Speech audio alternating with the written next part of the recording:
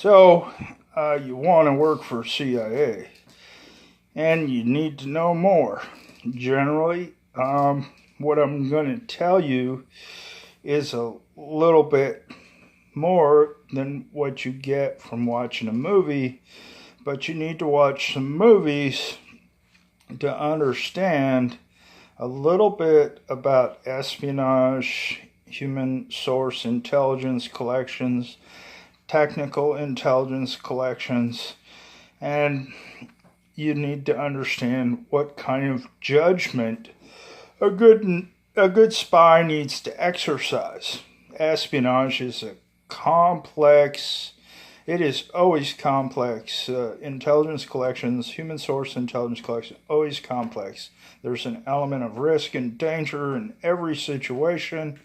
What I would say is, when you're being recruited, either by the CIA or if you work for the CIA, in some cases you would try to get recruited by either, say, a terrorist cell or another foreign intelligence agency, so you could get on the inside, collect secrets, and funnel them back to America.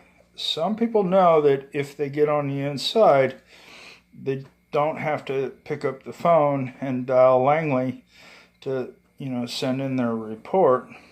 All they have to do is transmit it over a line, over a cable that the CIA and the NSA have bugged, right? So technical intelligence collections in that respect are critical to collecting off our own agents, right? And some people know that they don't have to call the embassy, walk into the embassy to turn in their information. They just make a phone call and they know that phone is bugged. And then the agency will pick it up and courier it in for you. They generally won't go straight into the embassy. It'll be somebody in a van nearby who has near field, right? And what is near field?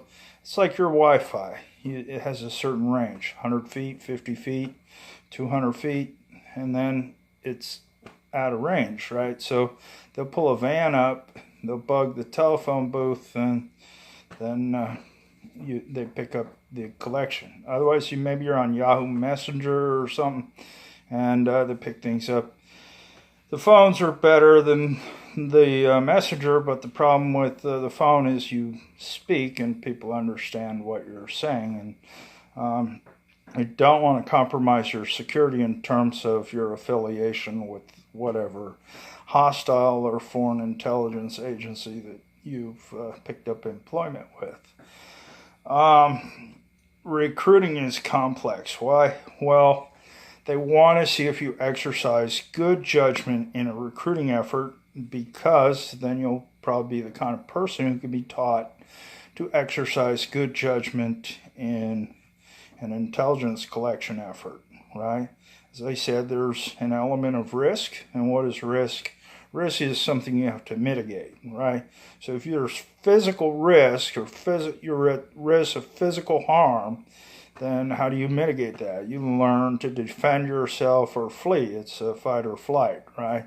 So if you fight, that involves risk too. You could kill somebody, and then you could end up in prison overseas, and we need to do something to get you out of that situation. Or you would need to flee the country to evade prosecution, and then for the rest of your life that would kind of hang over you, and people from that country can hop on a plane and come to America and harass you. And some do. When you kill somebody's son in Asia, the son is their social security system, their eldest son. Your parents in Asia, when they get old, they move in with you because you're the eldest son. And the eldest son is generally given the most resources to get a job and to make a lot of money or start a business. So if he needs an education, they pay for it. If he needs English language classes, they pay for it.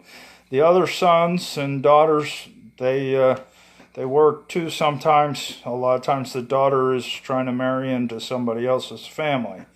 and they kind of cut loose from the family. They're not their responsibility usually once they marry in somewhere else. But the eldest son is somebody who's Social Security for old people in Asia a lot of times. And so if you kill somebody's oldest son because you were at risk of physical harm, and that guy was working for a foreign intelligence agency or even the mafia or somebody you had to affiliate with for your intelligence collection effort, then you're in trouble.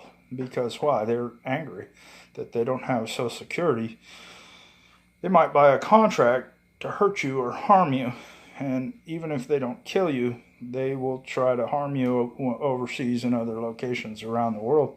They might try to track you back to Chinatown, Koreatown, somewhere in America to make you pay for what you did. And when you kill people at CIA, it's not always an assassination. Sometimes it's self-defense, and sometimes it's an assassination. It generally always involves a cover-up. They don't want people tracking you back home, but you know the world we live in today. It's with ubiquitous surveillance. That means it's everywhere. It's Big Brother in terms of, whatever that book was, 1984 or whatever.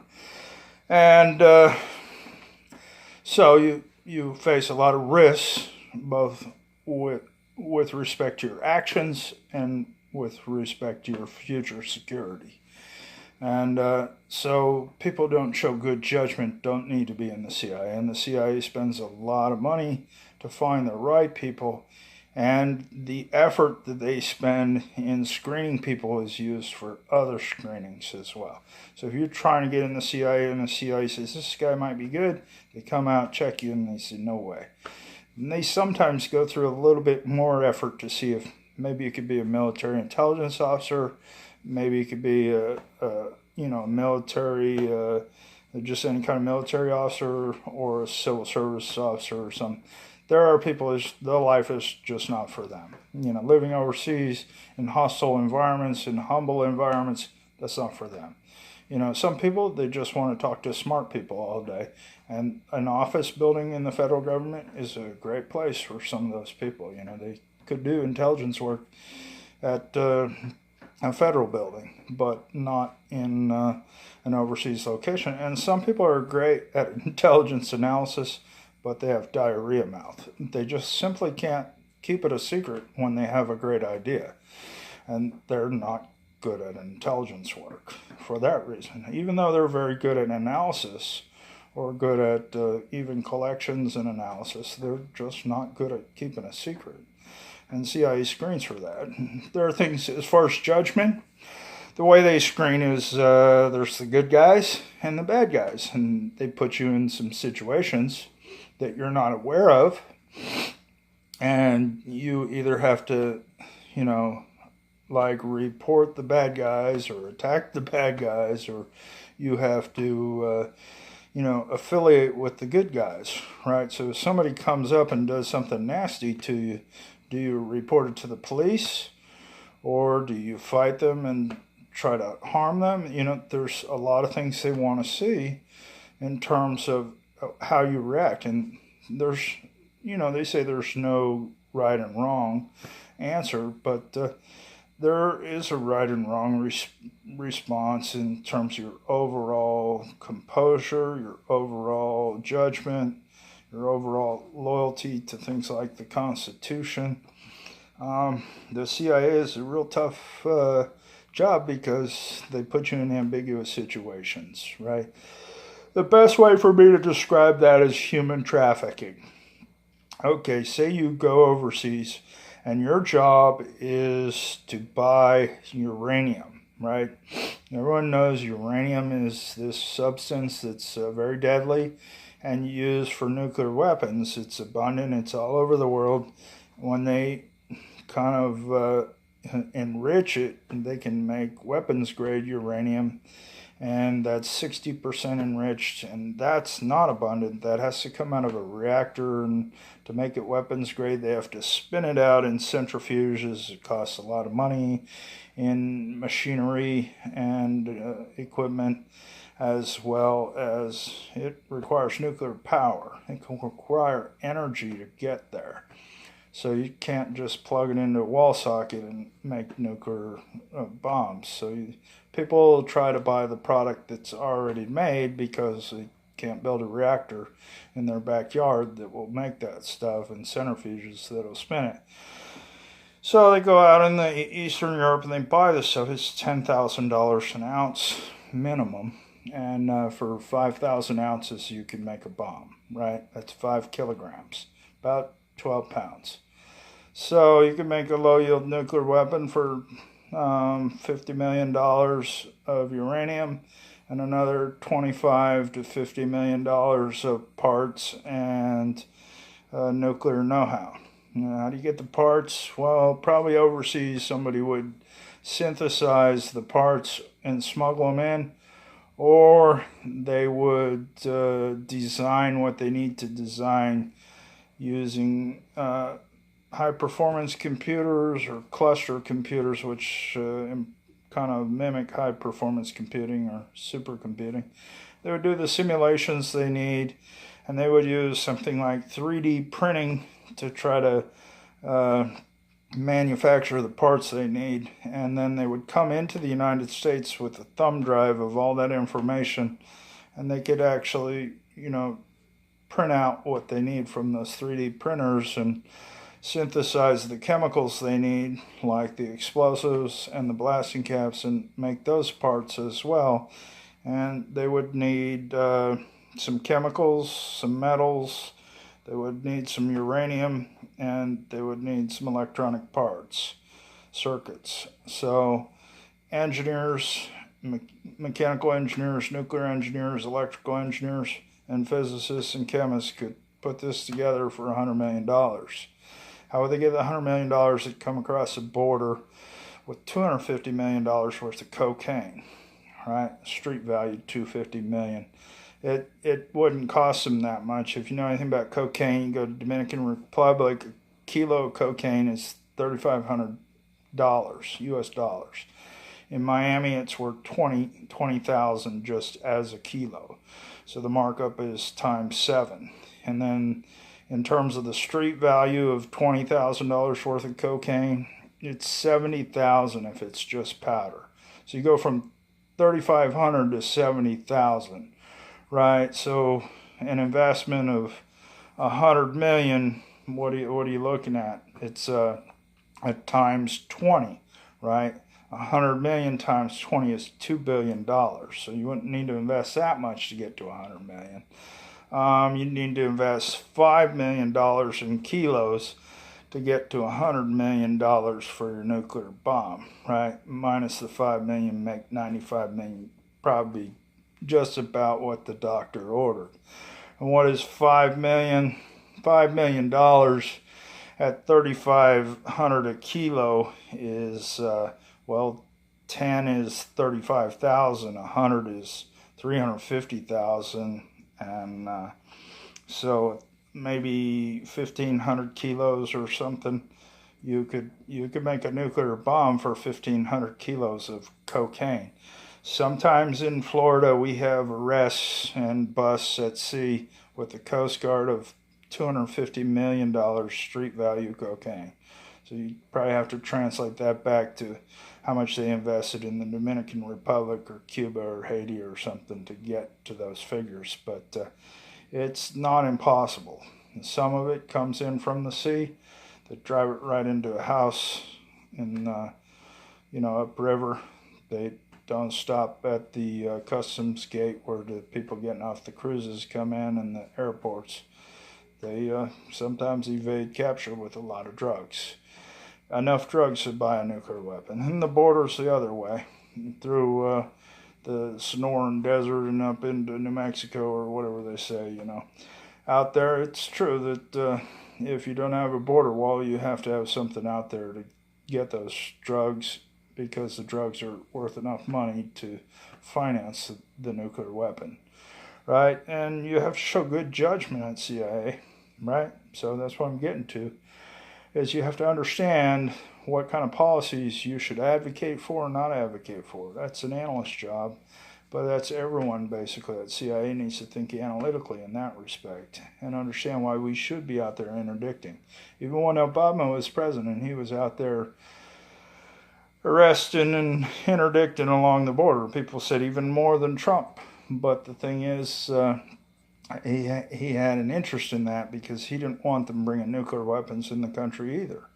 He's an anti-nuclear guy, right? So was Kerry, so was Clinton, so was Clinton, right? So when it comes to good judgment, there's role playing in the interview and in the training process, and it's learning how to work for the right people, right? There's good guys and bad guys, and some of the good guys say some real nasty things sometimes that seem politically incorrect. They seem horrible, but they have a higher kind of calling purpose, and they'll say, well, they'll ask you a question like, if you saw somebody being molested, what would you do? And then they rephrase the question and say, okay, if you were on a mission, would you compromise the mission to save the child, right?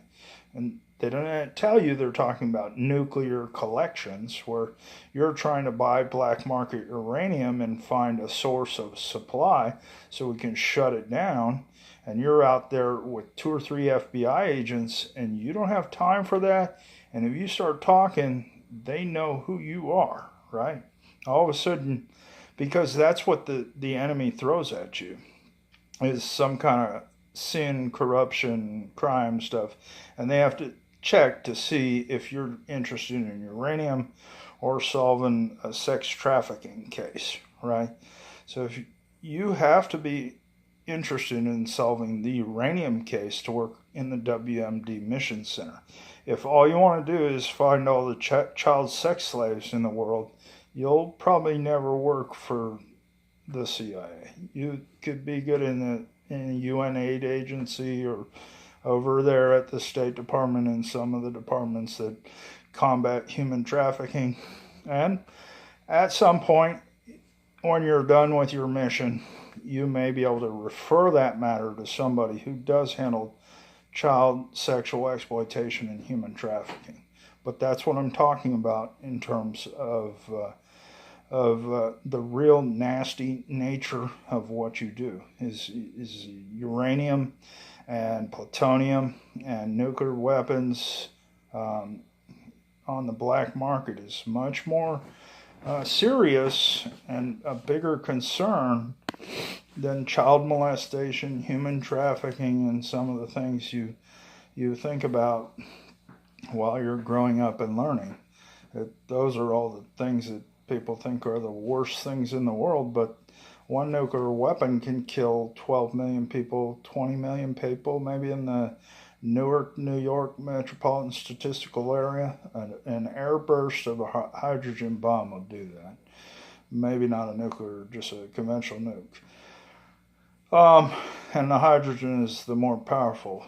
It's a fission, fusion, chain reaction thing or something. And so you have to set your priorities. And if you can show good judgment and set the priorities and you're smart enough, you can get into the CIA and you can get the kind of job you want. That requires the right education. In the case of the WMD Mission Center, health physics, nuclear engineering, nuclear medicine, mechanical engineering, electrical engineering. Those are the things, the backgrounds that they want. Chemistry, chemical engineering background, those kind of things. And, as always, these days at CIA, you need a fair amount of computing knowledge. That's if you don't have a degree in computer science, you need to look into a degree or a certificate in data science, right? You can get one through edx.org, edx.org, at Harvard, MIT, Georgia Tech. There's a bunch of programs. Or Coursera at Johns Hopkins. They offer R, and R is a good data science course. And you'll learn how to find data. And then you'll need a little bit of hacking skills to get into a database, search for the data you need, and then pull it out and forward it to the NSA CIA. Why? Because inside of those databases, you might find financial information that provides a nexus from their financial transactions to terrorist activity, right? And we can't always do that from Fort Meade, Maryland, or something, or an NSA headquarters in Maryland. We need people out there to infiltrate a system with an agent, have the agent unlock the door, the firewall, and then pirate our way in to grab stuff. But if you don't know your way around the network and around the personnel who work there, you need to know who's who of them. You need to be able to get the firewall opened up. Then you need to sort through the data to find the pieces of data you need. Well, you need data science, right? So it's not just human source intelligence collections. You need a little bit of technical knowledge. And the more technical knowledge you have, the better your chances are, right? You can have a finance degree, you can have an MBA, you can have an undergraduate degree in psych, sociology, whatever, but you also need a little extra, right? And they'll teach you things, but you need to come to the table with something marketable to the CIA. And that, in some cases, is a couple classes in programming, and you learn how to use some tools, some IT stuff. That's what hacking is for someone who's not a programmer.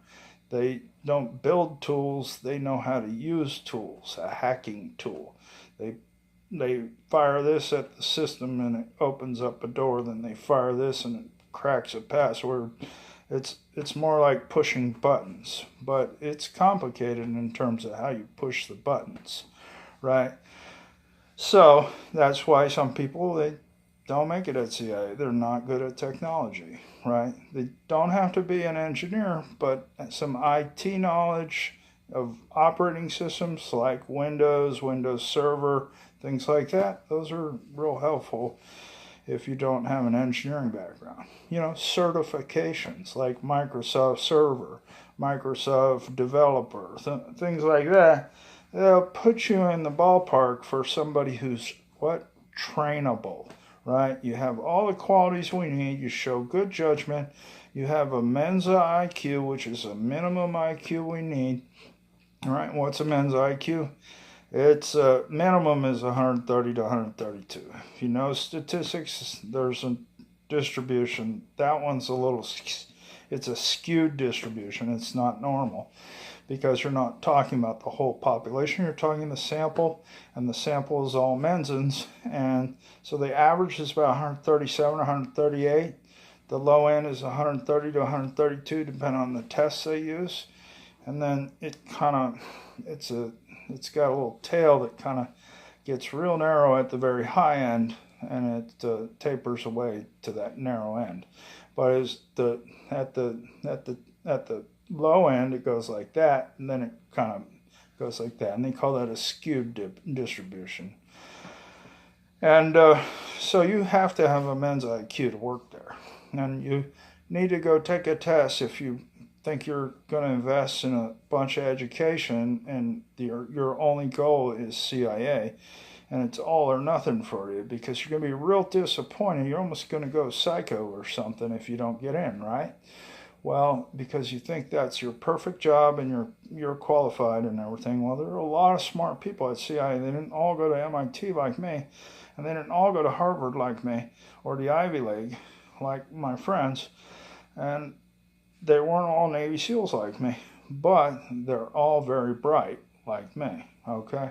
And some of them went to state colleges, and I recruited on campus at state colleges. I take the class, sit in class with somebody, listen to them, and I find the people in the class who we could use, people who could work in some capacity in the intelligence community, whether it's nuclear engineering or the intelligence community.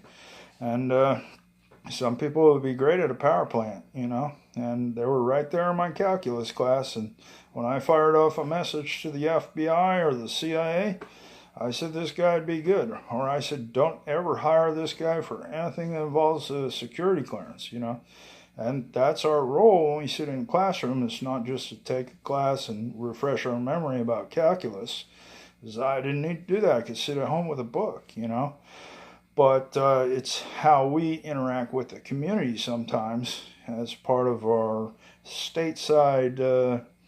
Well, what happens is you go overseas to a station. You know, they say you go to the farm, you go to Washington. People wonder, what do you do in Washington? Well, in Washington, you might work for the State Department in diplomatic security or counterterrorism or something, where you aid foreign diplomats and ambassadors in Washington. You help them live a secure lifestyle in Washington, right? You don't want them to be harassed by the police and harassed by whoever, Black Panthers, rednecks, whoever it is that doesn't like them. You make sure that they get in and out of situations without being harmed and harassed. So you kind of follow people around sometimes for the only purpose is just making sure this guy can eat dinner without puking and shitting, you know. And if they do, you're there to be an expert witness on the situation. And you liaise or work with the law enforcement, paramedics, fire rescue, all the people who need to be involved in a crisis where somebody is harmed, right? So you're there and you do counterterrorism, then you go overseas, right? And when you're done overseas, you know, people make book on you pretty quick these days. But sometimes you want them to know you work for the CIA, right? Because you just worked in Washington for a couple of years and now you're in Beijing. What do you do there? Well, you help our American diplomats and our allied diplomats do their job. And that's not always espionage, but that might be going down to a noodle restaurant and having dinner and learning about the culture and learning about this or that helps them understand American foreign policy with respect to China. But you make sure they don't get killed in the noodle restaurant by somebody who doesn't like Americans or something, right? And there are terrorists who will fly to China to screw with American diplomats, right? So the Chinese want to work with you too because you got experience helping their diplomats in Washington because you speak Chinese, right? And you're a bright guy who understands mechanical engineering, which is, you know, cooking and stuff has to do with physics and heat, and you understand a little chemistry, so you understand poisons too. And in Asia, they don't carry 357; they carry darts and poisons, and some made from toxins from a frog or a snake or something. But and you had a special forces background, so you understand frog and snake, and you can help somebody in a crisis, right?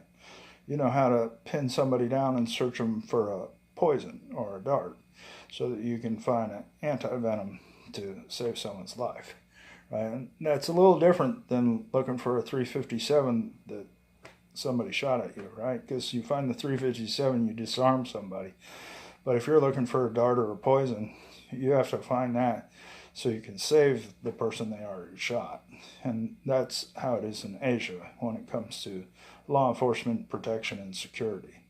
Okay, so that's why it's a little more complex overseas, because it's not your culture, it's not your country. If you have if you have family over there or something, then sometimes it is. But if you're a white guy from Mississippi, Arkansas, Alabama, whatever, you'll understand what I'm saying. You've never been in that place. You don't know how they eat and what they do and all that. So you've got to go out there and live on the economy and learn things, right? You might need to be a foreign exchange student first. And when you're done over there, you come back and you work in a town that has a lot of military or a nuclear power plant or where they train homeland security, and you'll assist in a recruiting effort. You'll learn new skills that'll help you in your next overseas assignment, your next station. Say you want to go to the Middle East now.